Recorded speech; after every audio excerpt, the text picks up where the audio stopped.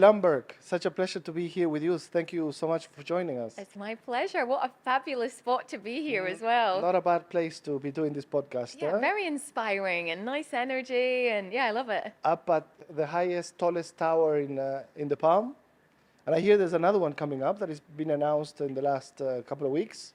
I don't know if you heard of it, but there's another big tower coming up. A lot of developments happening on this side of the world and the whole of Dubai, as we know. Yeah, it's quite exciting because I've watched this be built. I first moved into the Palm in 2009. So like the mall, none of this was here. So I've watched the whole thing come up, and now to think we're here doing this podcast, it's really cool. Talking about dreams, I remember I first came to the Palm. It was about 13, 14 years ago. I think it was just when it was just built, and I came to visit a friend. And at that time, I wasn't as near as, who I am today and what I reached. But I remember clearly walking into that flat and looking at this place and thinking, man, I would really like to live like this once in my life. And now I do live in that same flat here in the Palm across the road.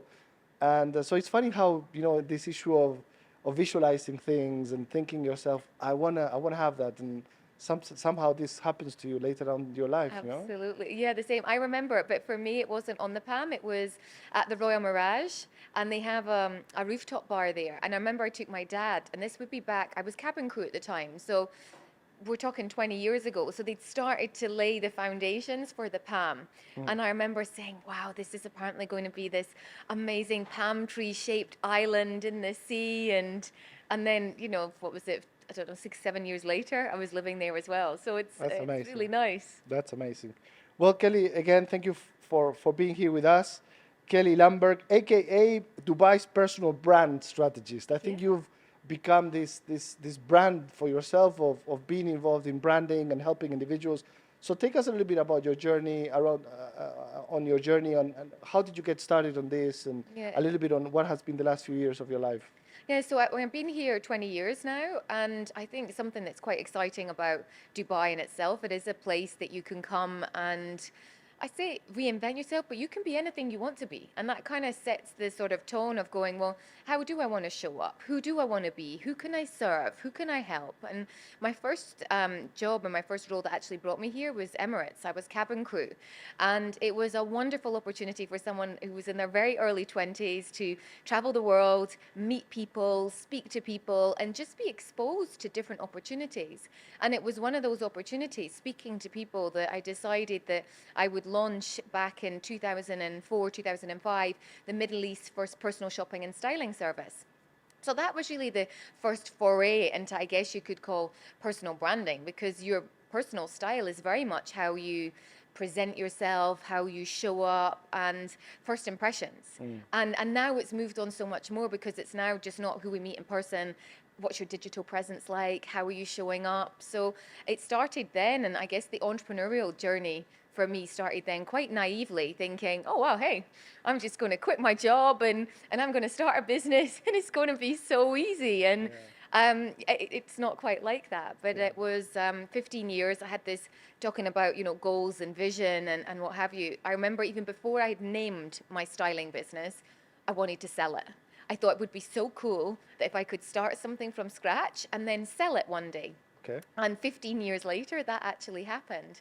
And it was kind of around then that I sort of was starting to join the dots, that what had allowed me to sell my business but still operate and earn money was because I had a personal brand. And I had been building that personal brand consciously since 2009, just not really knowing how you actually describe personal branding per se. Right. So in 2019 was when I decided, no, there's so many more pillars to actually developing your personal brand on and offline, and actually seeing how much weight it added into the value of, contracts. And, and really getting people to understand that is your true value. There's no one like you ever been born before.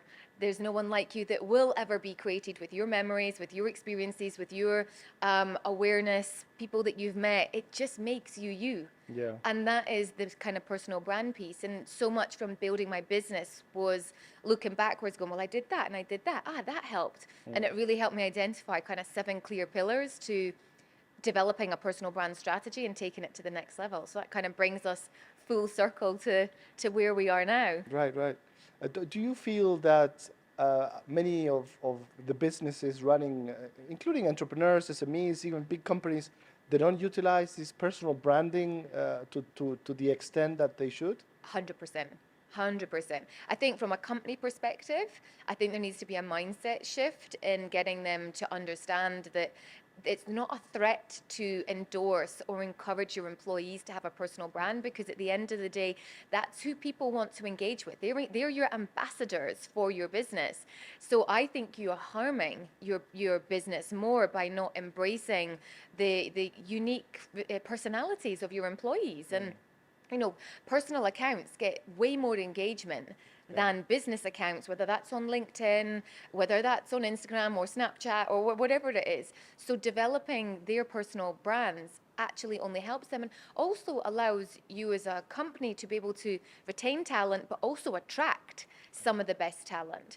And I think, the people that need to lead with this is the senior management team. It's the CEOs. It's those going, lead by example, inspire others through what it is that I'm doing. And it's not about this, but they're going to run off and leave me. Yeah. Well, at the end of the day, if they're going to do that, there's something that's not right in terms of what they're doing. Yeah. It's nothing to do with the fact that they've got a personal brand. Yeah, yeah. So I think it's really misunderstood. And then I think that's from a sort of a corporate side. And then I think from an entrepreneurial side and someone who's setting up their own business, they get very carried away with, my business isn't about me. I want to hide behind the business brand name, and then ultimately forget why. Why did I do this? Oh, well, because I really felt that this service wasn't around, or I felt that I could do this better. Well, people need to know that. So I think that there's a long way to go, but often that's the exciting part when you start something and not everyone's doing it. Yeah. But the downside is it's a huge educational piece. Yeah. And it was the same with the personal styling. When I launched that back in 2005, people were like, so what is it that you do? You carry people's bags around the mall? And I was like, no, we shop with people. And they're like, really? I mean, I remember when I first started my business, the first phone call, I was so excited. I was like, who's it going to be? And it said, I'm wondering if you can help me hang my shower rail. And I was like, where has it gone wrong with my miscommunications that it's personal shopping and styling? Yeah. No, on this issue of staying on this personal branding part, it's almost become like a must, especially for startups and entrepreneurs. We see so many companies being launched, and people become the face of these entities, and you see these companies become multi-million-dollar businesses created by this nomad entrepreneur concept. So people that are traveling around the world, but they're using their image and who they are for selling precisely, mostly on e-commerce type of projects. We see, clothing brands and watch companies. I'm following this guy. I think he's from the UK, but he travels around the world. He's in New York, and he created this thing where people are supposed to find him on Instagram where he's sitting. Nice. But he created this incredible followership, and he's selling millions of his watches. So I want to get a little bit more from you on how much of a must has it become, especially for entrepreneurs, to really be linked as the face of a company? Yeah, because I think at the end of the day, people buy from people that they know, like, and trust. Yeah. So, and people get scared. I think the big reason why a lot of people don't embrace or actively work on their personal brand is fear of, what are people going to say about me? How are they going to judge me? And I think that's the first piece of kind of getting over that, of going, well, my biggest reasoning was understanding that not everyone's going to like you. And if you are trying to please everybody, you're doing a disservice to yourself and to your future clients, because as humans, we're not meant to like everyone, or we can like lots of people, but it doesn't mean we need to be friends with them. It doesn't mean we need to have everyone follow us. And I think when you become really true to that and own that space, the personal brand strategy and journey can be a little bit easier, because you've got less noise in your head going, what's that person going to think if I post that? Or what's that person going to say about that? Or I shouldn't be talking about this.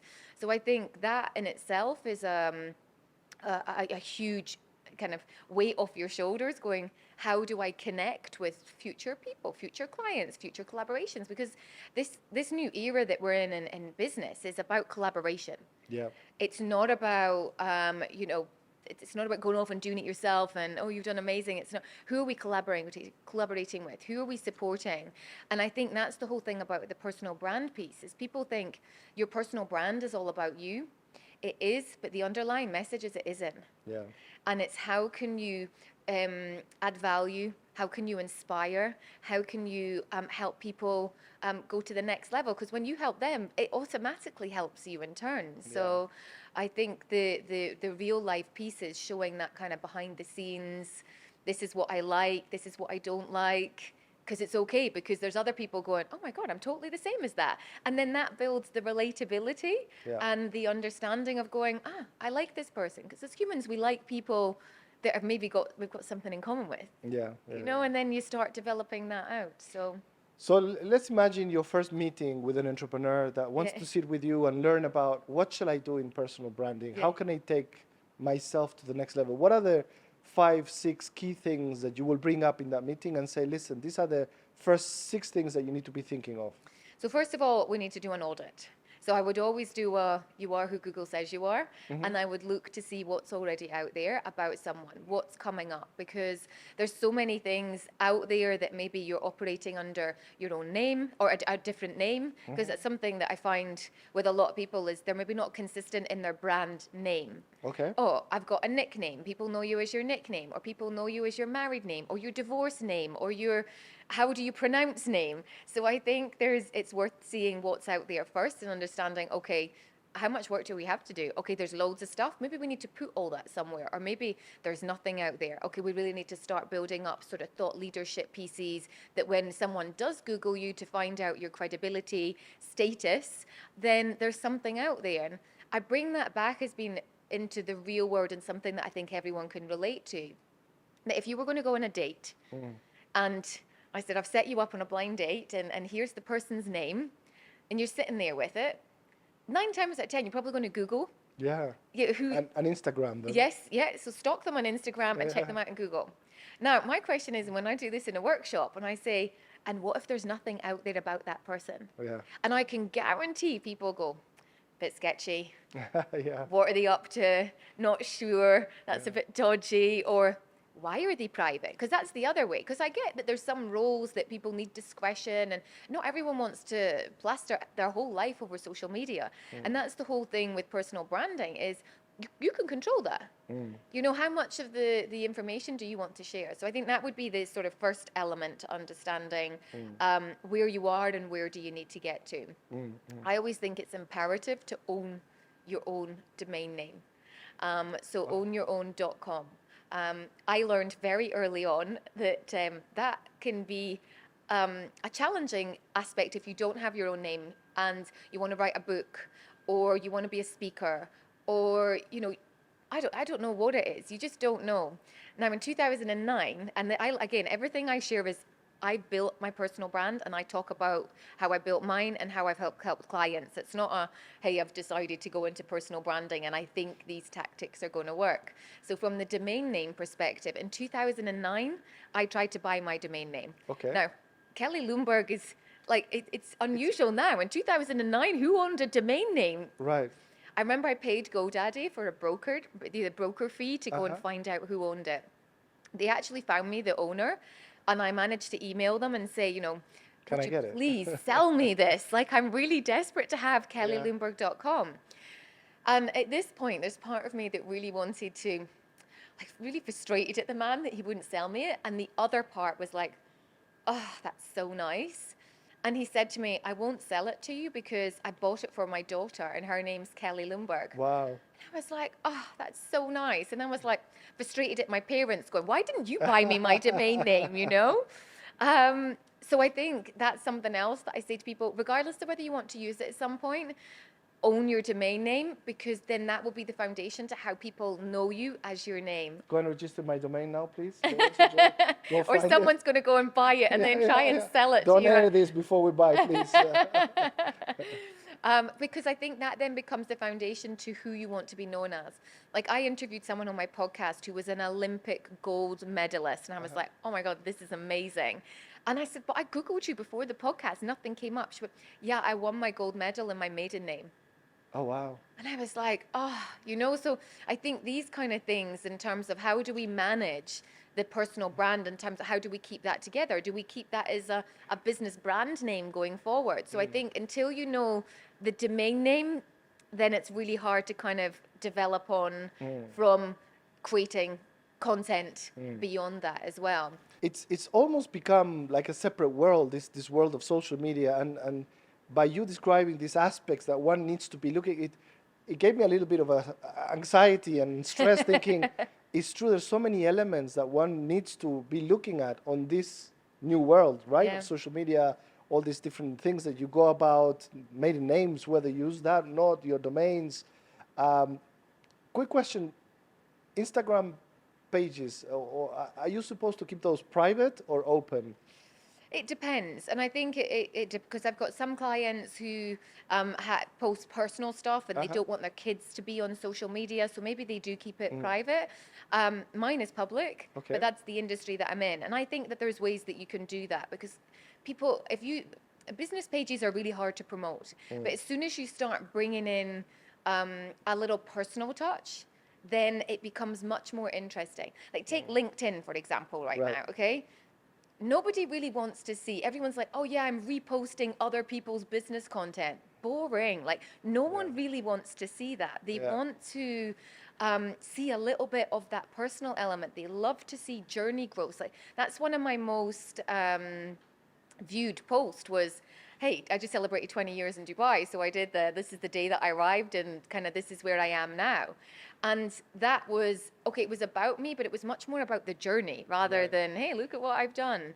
And, clients that I've worked with, one client in particular, over a 12-month period, we grew her LinkedIn account by 527%. Wow. And that was creating a personal strategy that was business related, but wasn't just reposting other boring business material that people don't really want to see. Yeah. So I think with the do you keep them open or closed? It's a personal preference, but it's like how much do you want to share in terms of your page? Like if you want to share really personal stuff on Instagram, keep that private, Yeah. but have a professional personal brand page where you can control that. Hey, this was me at business.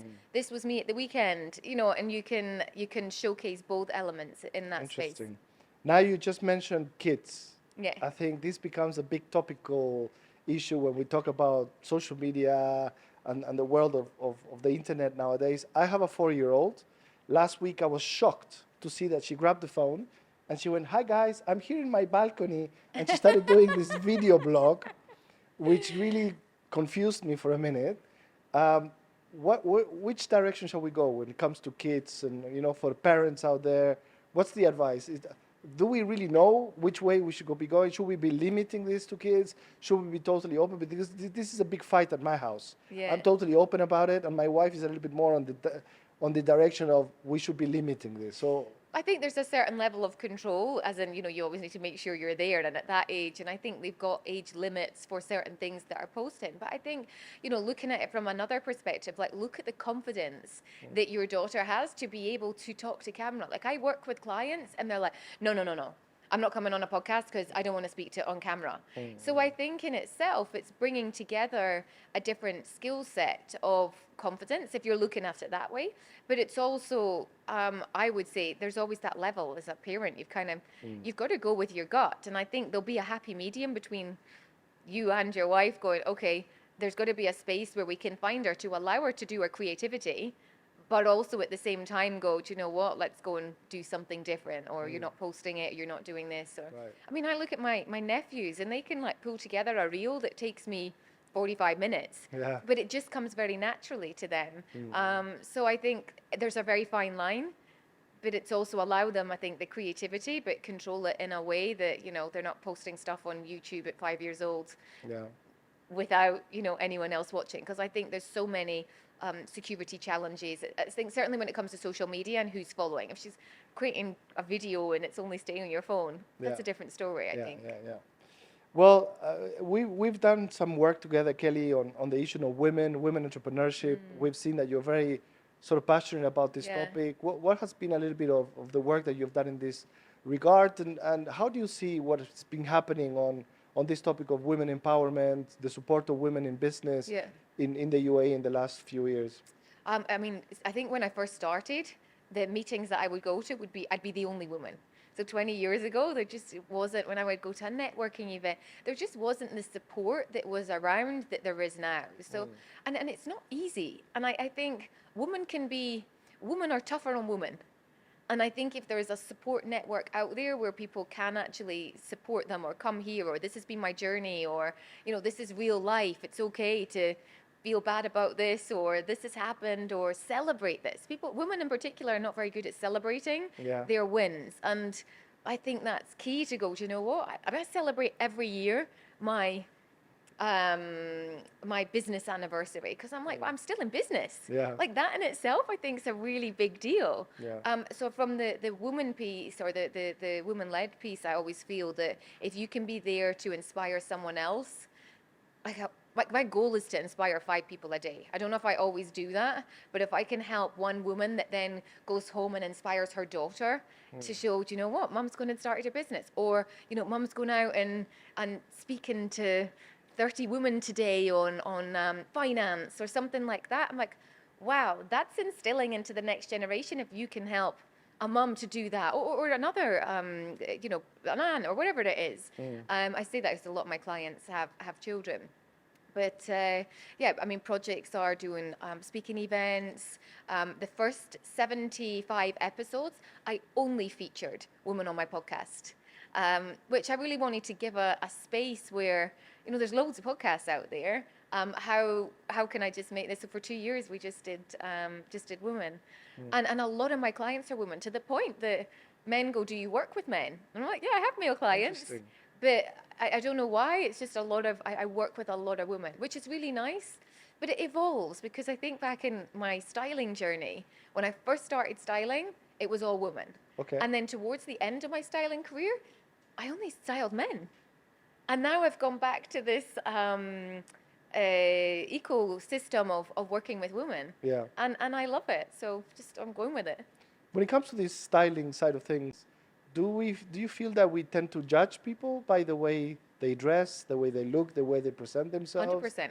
We do. Oh yeah, 100%. It's just human nature. And I think it's really naive if you think otherwise. And that old tale that our parents taught us of, never judge a book by its cover, is a great value in a sense to instill into children. And it is true, we give people second chances, and people might be having a bad day, and it's okay, you do, but it is really hard sometimes to come back from that if you do have a first impression. And it's that when you meet someone, it's just automatically how do they come across. It's really clear to differentiate, though, that how you show up doesn't need to be expensive.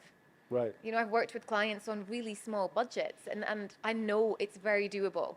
So it's not about a cost thing, but it is very much based on first impressions. I want to say first impressions, how you look, how you present yourself, but also your email communication. Like when I talk about style as one of my pillars, I'm not just referring to the clothes that you're wearing. It's how your style, like how do you communicate? Do you come back to people, or do you take ages to reply to someone?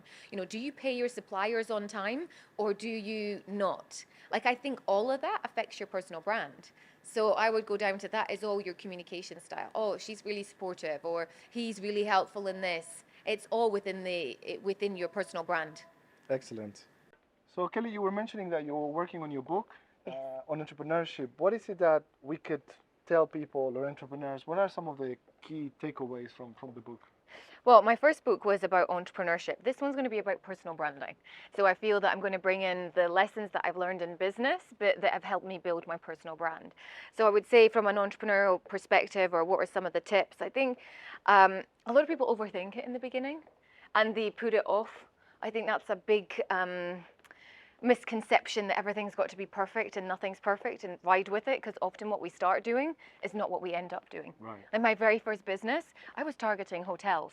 I thought that was going to be the perfect marketing channel to get people to understand personal shopping and buy into it. No, my target audience ended up being people that lived here. So I think if I'd waited and waited and waited, I'd never have known. So I would say, don't wait, go for it, because you'll learn along the way, and with that brings its own kind of lessons. Excellent. And I feel that's the one thing, many times we launch ourselves into business thinking that we know what's our target audience, what's our market, but we don't know that along the way, 90% of these things are going to change, right? Absolutely, absolutely. So what can we say about just get yourself into the business and then slowly adapt as you go along? Would that be the right angle? Or? Yeah, I mean, I think there's always things that you've got to do with caution and some space, but you don't know until you try. And I think it's that, isn't there a saying like try fast and change it if it doesn't work. Right. But you don't know until you do it. And I would never have known that actually my target audience were people that lived here versus holidaymakers or people that were visiting. So right. So you were mentioning you got started around 2004, 2005. Yeah. If you were to do it all over again, what would you do differently? That's a great question. Because they always say you don't know. What I've learned is where I've got to because of the things that I've done. I think maybe some lessons that I've learned is I wished I'd paid myself sooner. All right. I think that's a really big thing, and it's something that I'd say to a lot of entrepreneurs now is that they get their business money very muddled up with their personal finances. And I'm like, no, make sure, even if it's just a really small amount, but you get into that habit of paying yourself. And I never did that in the beginning, and I really felt that held me back a little bit, at least for the first couple of years. And then you start to adopt these habits of, paying yourself and wanting to make sure that you've got the money in the bank account to pay yourself a salary rather than waiting for it, and that can grow every month. So I would probably change that. Excellent. All right, well, but we have a bit of a rapid fire section at the moment, so you have to tell me the first thing that comes to your mind. I will prompt a few 4 or 5 things, and let's see how it goes. Yeah. So who's the last person you searched on Instagram? Oh, the last person I searched on Instagram. God, I need to get my phone and have a little look. I search a lot of people every day. I need to come back to that. We'll check that. What's your dream vacation? What's your favorite spot? I've been really fortunate to travel around so many beautiful places, but now on my hit list is the Antarctica. Oh, amazing. Yeah. Very exotic. Yeah. If you were to have a superpower, what would that be?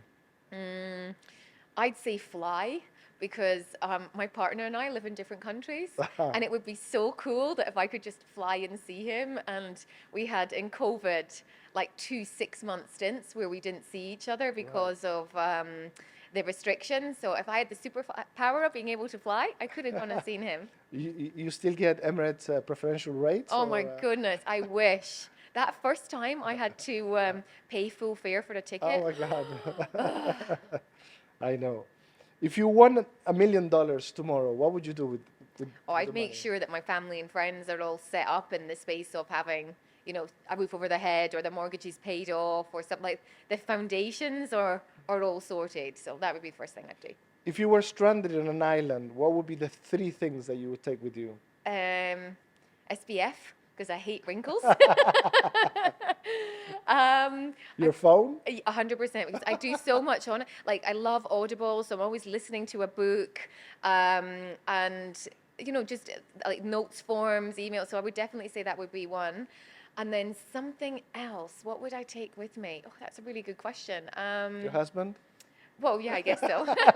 Since you guys are far away from each other. I hope he doesn't watch this. Great. Well, Kelly, it's been a pleasure to see with you. What's next in the agenda for you? Who is the Kelly 2.0 that you would like to build in the next 5 years? Yeah, I should probably say it's Kelly 4.0, I think, by the time we're around to it. For me, my biggest goal this year was to finish my book. So I really wanted to, I wrote a book back in 2009. It was all about entrepreneurs, and it's about time that I do another one, but this one I want to do much more on kind of personal branding experiences and the kind of journey over the past 15 years. So that's the next piece. And then really just kind of communicating and educating the value of kind of personal brand and the importance of it, speaking opportunities. And I love this region. Here, I was in Saudi last week. I think it's quite exciting, the opportunities that are happening there, but also exploring, the UK. I've joined a mastermind in the UK at the moment, so I'm back 4 times a year learning about sort of business and learning from others. So I think travel is always going to be really big on the agenda, because I've got a business now that allows me to work from anywhere. My clients, I can do online mentoring. My team is based in like all over the world, so it's it means I have got the flexibility. So I need that superpower to be able to fly. Excellent. Kelly Lundberg, thank you so much for being here with us today. My pleasure. Thank Thank you. you.